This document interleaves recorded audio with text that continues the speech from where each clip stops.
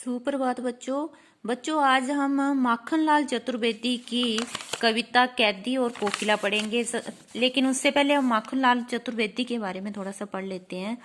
मतलब माखनलाल चतुर्वेदी का जन्म मध्य प्रदेश के होशंगाबाद जिले के बाबई गांव में सन 1889 में हुआ। मात्र 16 वर्ष की अवस्था में वे शिक्षक बने। बाद में अध्यापन कार्य छोड़कर उन्होंने प्रवाह पत्रिका का संपादन शुरू किया। वे देशभक्त कवि एवं प्रखर पत्रकार थे।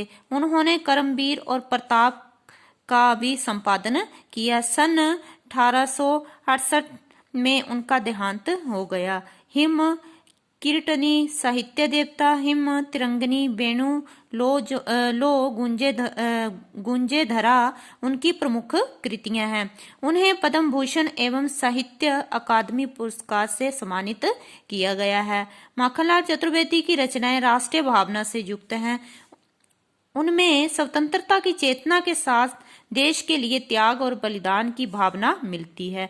जे माखनलाल चतुर्वेदी के बारे में बताया हुआ है कि किस प्रकार से उनके जो रचनाएं हैं उनमें उनके देश के प्रति जो है बलिदान, त्याग और बलिदान की भावना जो वो मिलती है। बोलता इसलिए उन्हें एक भारतीय आत्मा कहा जाता है। ध्यान से रखना, माखनलाल चतुर्वेदी को भारत की एक आत्मा भी कहा जाता है। इस उपनाम से उन्होंने कविताएं भी लिखी हैं। वे एक कवि कार्यकर्ता थे और स्वाधीनता आंदोलन के दौरान कई बार जेल गए। उन्होंने भक्ति, प्रेम और प्रकृति संबंधी कविताएं भी लिखी हैं। चतुर्वेदी जी कविता में शिल्प की तुलना में भाव को अधिक महत्व देते हैं। उन्होंने परंपरागत छंदबद्धता एवं तत्सम शब्दावली के स्थान पर बोलचाल की भाषा के साथ साथ उर्दू, फारसी के शब्दों का प्रयोग किया। अर्थात इस कविता में उन्होंने उर्दू, फारसी शब्दों का प्रयोग भी किया हुआ है। मतलब अपनी भाषा में उन्होंने उर्दू, फारसी शब्द का भी प्रयोग किया है। बोलता ब्रितानी उपनिवेशवाद के शोषण तंत्र का बारीक विश्लेषण करती कैदी और कोकिला कविता बहुत लोकप्रिय रही। ये कविता भारतीय स्वाधीनता सेनानियों के साथ जेल में किए गए दुर्व्यवहार की यातनाओं का मार्मिक साक्ष्य प्रस्तुत करती। अर्थात किस प्रकार से अंग्रेजों ने भारतीयों को यातनाएं दी थी उसका वर्णन इसमें किया गया है। कवि जेल में एकाकी और उदास हैं। कोकिला से अपने मन का दुख, असंतोष और ब्रितानी शासन, ब्रितानी की से बोला ब्रिटेन मतलब जो अंग्रेज थे के प्रति अपने आक्रोश को व्यक्त करते हुए कहता है कि यह समय मधुर गीत गाने का नहीं बल्कि मुक्ति का गीत सुनाने का है। कवि को लगता है कि कोयल भी पूरे देश को एक कारागार के रूप में देखने लगी है, इसलिए अर्धरात्रि में चीख उठी है। तो जहाँ पे कैदी और कोकिला में जो कवि ने कविता लिखी हुई है इसमें एक ब्रिटिश शासन की तुलना जो है वो तम के प्रभाव से की, अर्थात अंधेरे के साथ से की। और जहाँ पे बताया हुआ है कि किस प्रकार से उन्हें भारतीयों को यातनाएं दी जाती थी जो देश को आजाद करने में लगे हुए थे। बोलता क्या गाती हो, क्यों रह जाती हो, कोकिला बोलो तो क्या लाती हो, संदेशा किसका है, कोकिला बोलो तो। बोल रहा है कि हे कोकिला, हे कोयल, ये बताओ कि आप क्या गा रही हो, तुम कौन सा गीत गा रही हो, क्यों रह जाती हो, बार बार इसे क्यों गा रही हो, कोकिला बोलो तो क्या लाती हो, संदेश बोलता किसका संदेश लेकर जहाँ पर आई हो, हे कोकिला मुझे बताओ कि ये गीत जो है कौन सा गीत तुम गा रही हो और कौन सा संदेश जहाँ लेकर आई हो। ऊंची काली दीवारों के घेरे में, डाकू चोरों बंटवारों के डेरे में, जीने को देते नहीं पेट भर खाना, मरने भी देते नहीं तड़प रह जाना, जीवन पर अब दिन रात कड़ा पहरा है, शासन है या तम का प्रभाव गहरा है, हिमकर निराश कर चला रात भी काली, इस समय कालीमा मई जगी क्यों अली। बोलता कि जहाँ पे कवि बोल रहा है कि ऊंची काली दीवारों के घेरे में, बोलता कि जहाँ पे मैं कैद हूँ वो ऊंची ऊंची दीवारें हैं और वहां पे अंधेरा ही अंधेरा है। वहां पर डाकुओं का, चोरों का बंटवारा होता है, राहगीर चलने वाले जो रास्ते में चलने वाले सभी का, राहगीर चलने वालों का भी डेरा है। जीने को देते नहीं पेट भर खाना, जिस कारावास में मैं रह रहा हूँ वहां पे हमें पेट भर के खाना भी नहीं दिया जाता। मरने भी देते नहीं, तड़प रह जाना।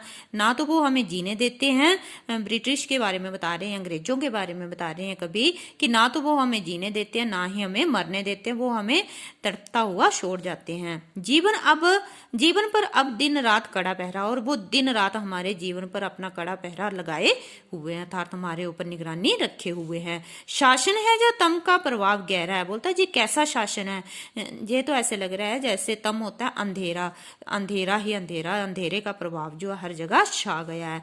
हिमकर निराश कर चला रात भी काली। बोलता कि हिमकर होता है चंद्रमा, चंद्रमा जो है वो भी निराश होकर जहां से चला गया है और अंधेरी रात हो गई है। इस समय कालिमा मई जहां कोकिला को बोला हुआ, कोयल को बोला हुआ है कि हे कोयल, इस समय जो है इतना अंधेरा है, तुम इस अंधेरे में क्यों जगी हुई हो, ये तो बताओ कि इस अंधेरे में तुम जाकर क्या कर रही हो। क्यों हूंक पड़ी वेदना बोझ वाली सी, कोकिला बोलो तो क्या लूटा। बोलता कि हे कोकिला, हे कोयल, ये तो बताओ कि तुम्हें कौन सी पीड़ा जो है वो सता रही है, जिससे तुम जो है आधी रात को चिल्ला रही हो, अर्थात तुम्हारा क्या लूट गया है कि जो आधी रात को तुम चिल्ला रही हो। आगे बोलता मृदुल भैभव की रखवाली सी कोकिला बोलो तो। बोलता कि तुम इतना मधुर स्वर रखने वाली कोकिला हो, कोयल हो, तो मुझे ये बताओ कि तुम्हें क्या हो गया, तुम आधी रात को क्यों चिल्ला रही हो। क्या हुई बावली, बावली होता पागल, तुम आधी रात को क्यों पागल सी हो गई हो। अर्धरात्रि को चीखी, आधी रात को क्यों चीख रही हो।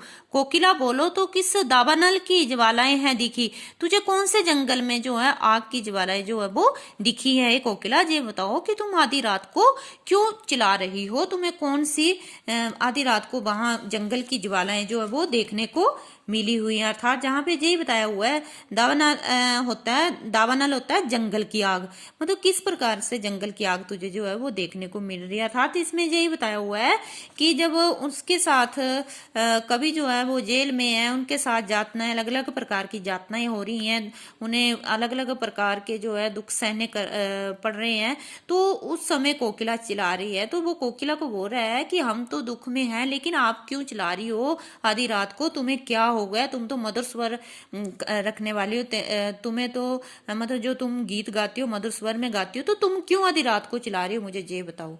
इस कविता को जहां तक मैंने जो पढ़ाया इसको ध्यान से पढ़ना।